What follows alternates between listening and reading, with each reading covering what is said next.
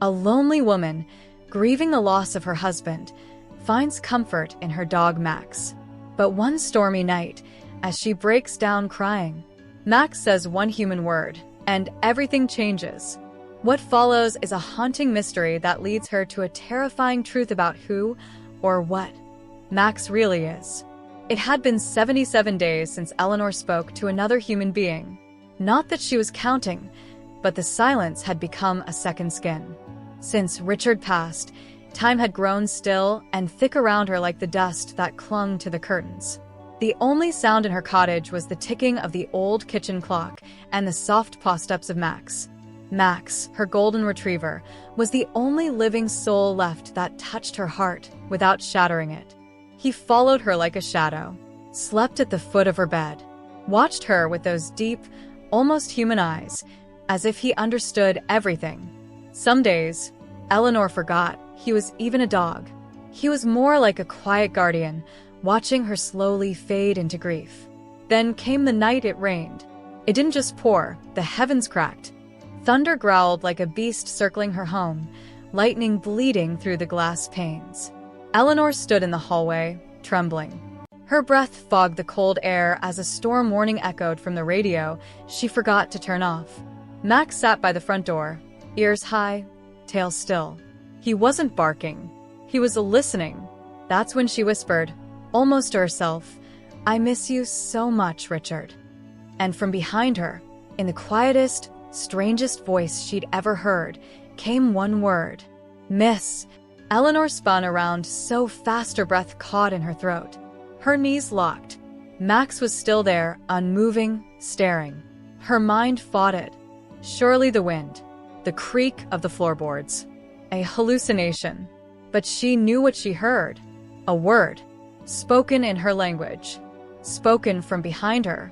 "Who's there?" she whispered, heart punching her ribs. Max tilted his head. That night, Eleanor didn't sleep.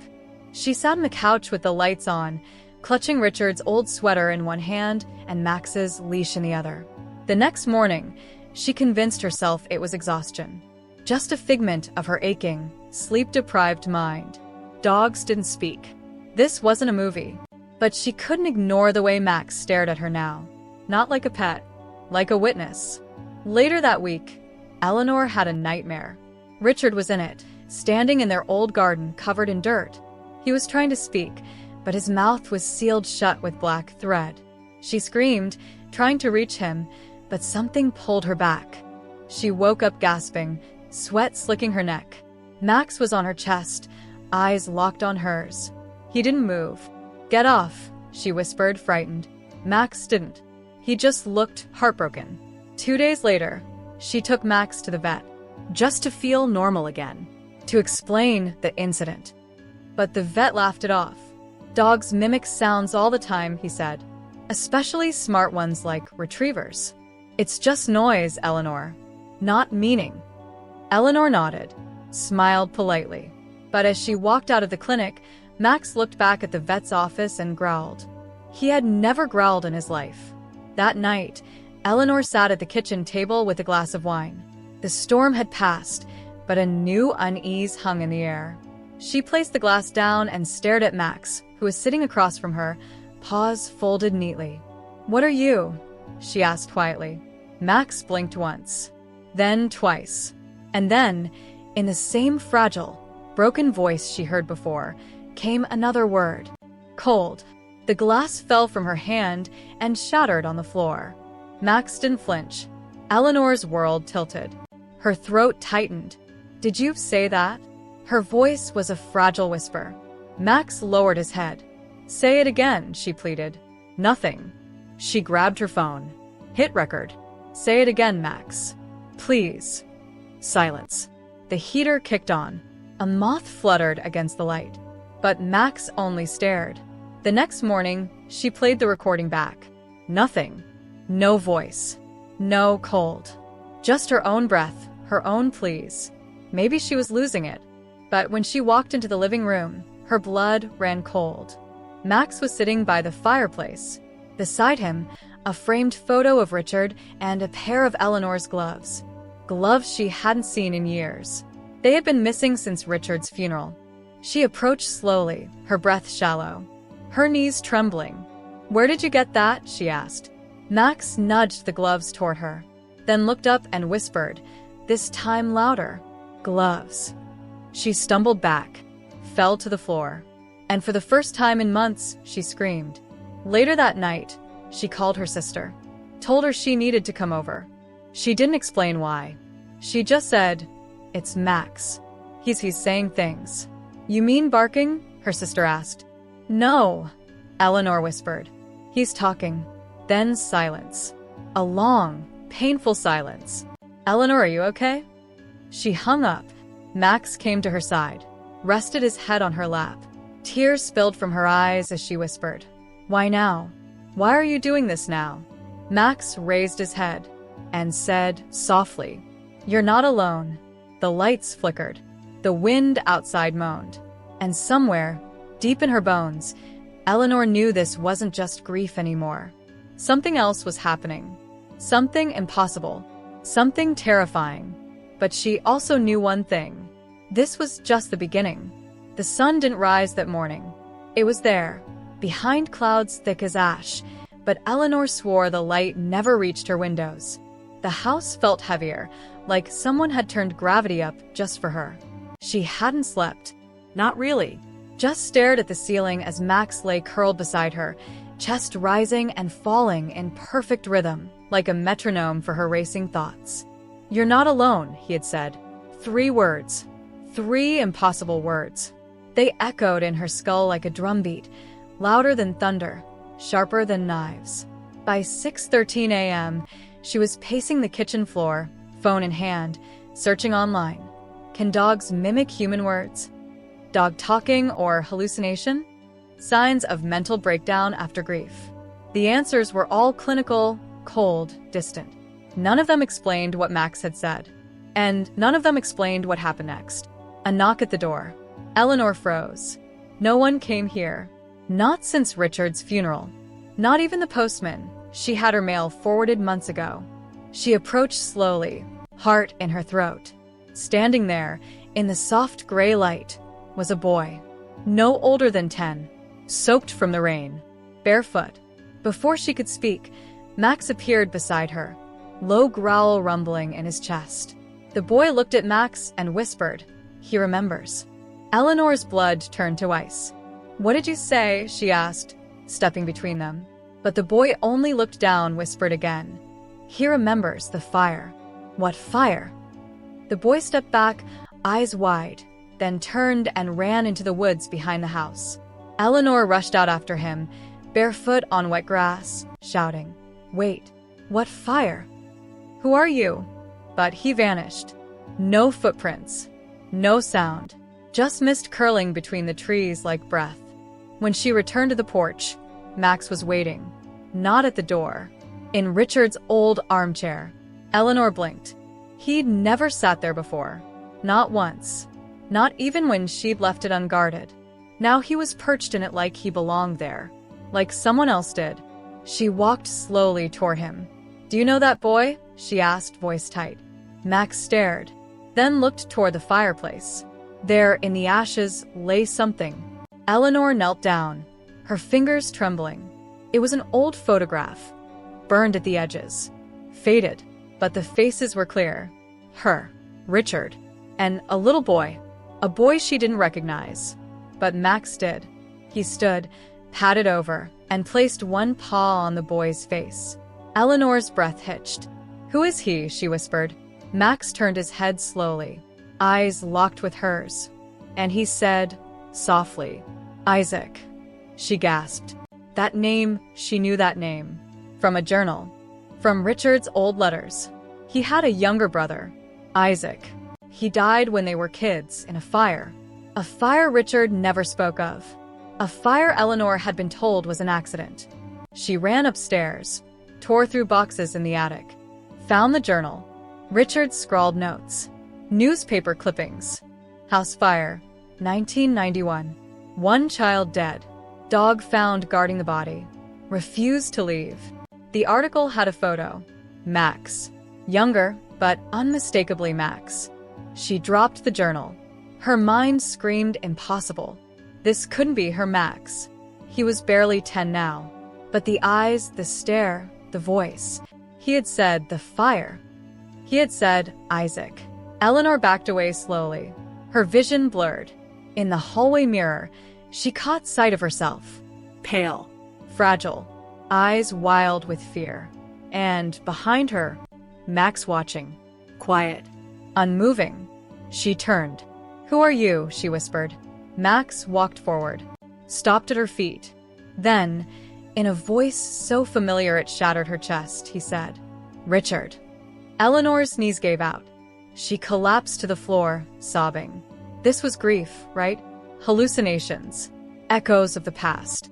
But deep in her heart, something cracked open. What if Max wasn't just Max? What if something of Richard, his voice, his memory, his pain, had stayed inside the one creature who'd never left his side? She remembered the day of Richard's funeral. Max had refused to leave the casket. He had howled, cried like no dog should. And when she touched him that day, he shivered like he was breaking apart. Now it made sense. Now it all made sense. But there was more. Eleanor knew it. This wasn't just about grief. This was about truth. Something buried, forgotten, trying to rise again. She looked at Max, still on the floor beside her. His eyes shimmered with something ancient, something broken. And for the first time, she was afraid of what the next word might be. She whispered, "Why are you telling me this now?" Max tilted his head and said, "He's coming back." The lights went out. The silence after the blackout wasn't empty. It was charged, like the air before a scream, or the pause before lightning splits a tree in half. Eleanor stood frozen in the hallway, the world around her swallowed by darkness. Only Max remained visible, his eyes reflecting something, not light, but memory. "He's coming back." The words echoed through her, cold and wrong, like a prophecy spoken too late. "Who?" she whispered, her throat raw. Max didn't answer. He walked slowly toward the living room, each paw step deliberate, almost ritualistic. She followed, barefoot and trembling. As she passed the fireplace, something changed. The room felt warmer, but not safe, like standing too close to a bonfire that might leap and burn. And then she saw it, the photograph, the one she'd found in the ashes, the one of her, Richard, and the strange boy, was glowing faintly. The edges no longer charred. The boy's face clearer now. So clear it was horrifying. Because it wasn't just any child. It was her son, David, her baby boy. But David had died before he ever learned to walk. Fever. 3 days old. Gone. No photos.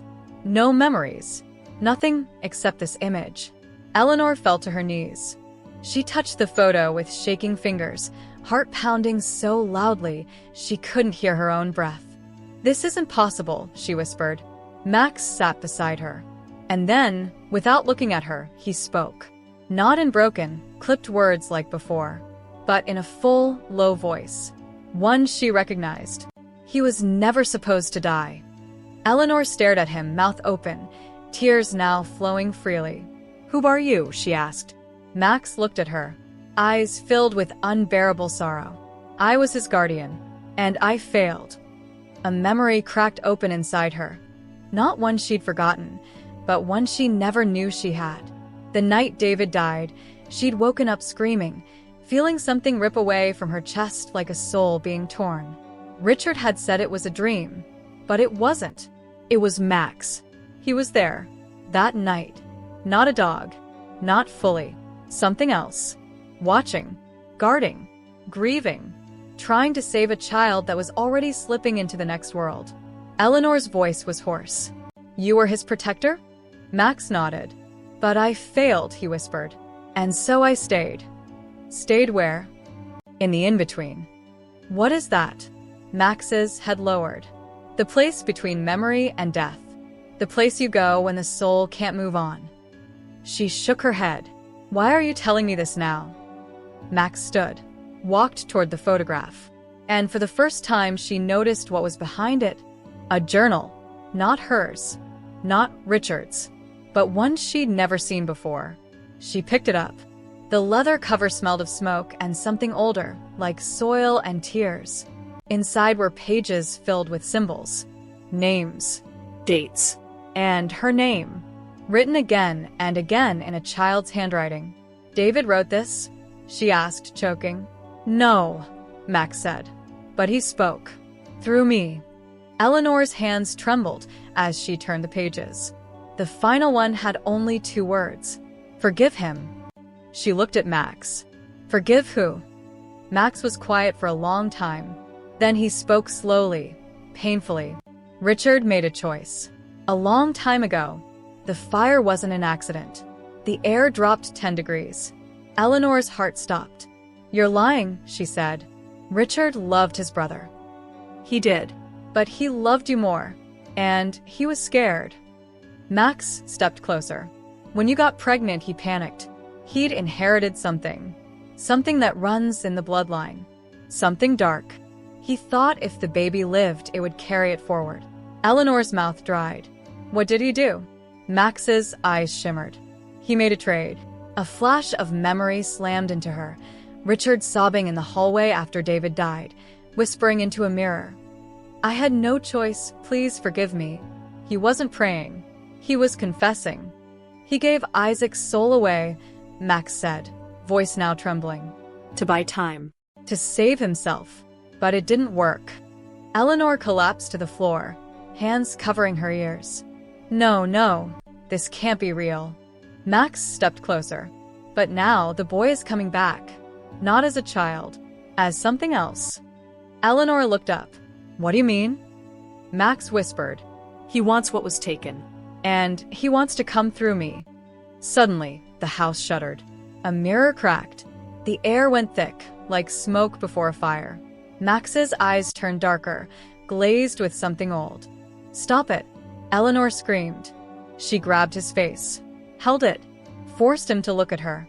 "I loved him. I loved all of them. Why didn't anyone tell me the truth?" Max's voice broke. "Because love is the most dangerous spell." And then his body began to convulse, shaking violently. No, stay with me," she cried. "Don't let it in.